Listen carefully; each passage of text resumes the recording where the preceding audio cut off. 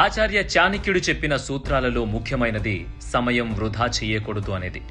ఎందుకంటే జీవితంలో ఎప్పటికీ తిరిగి తీసుకురాలేనిది, ఎంత సంపాదించినా కొనలేనిది సమయం మాత్రమే. మనం గడిపే ప్రతి క్షణం విలువ కట్టలేనిది. కాబట్టి ప్రతిరోజు ఏదో ఒకటి నేర్చుకో, ప్రతి పూట కొత్తదనాన్ని సంతరించుకో. ఎట్టి పరిస్థితుల్లోనూ నువ్వు గడిపే క్షణాలను విషతుల్యం కానివ్వకు అంటాడు చాణక్యుడు. దానర్థం మంచి పనులు చేయకపోయినా పర్లేదు, కానీ నీ విలువైన సమయాన్ని చెడు పనులకు వెచ్చించకు. దానివల్ల నువ్వు రెండింటిని కోల్పోతావు.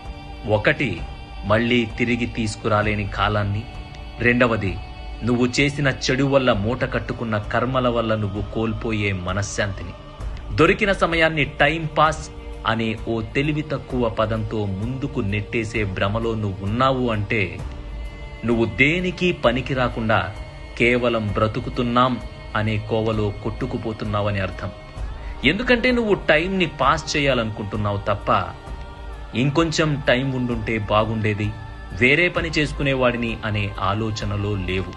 ఎందుకంటే ఒక నిమిషం విలువ కష్టపడి పరీక్షలు రాసే విద్యార్థిని అడుగు. ఒక సెకను విలువ పరుగు పందెం బరిలో నిలబడిన వాడిని అడుగు. మొత్తంగా గడిచిపోయిన కాలం విలువ చావు అంచుల్లో ఉన్నవాడిని అడుగు.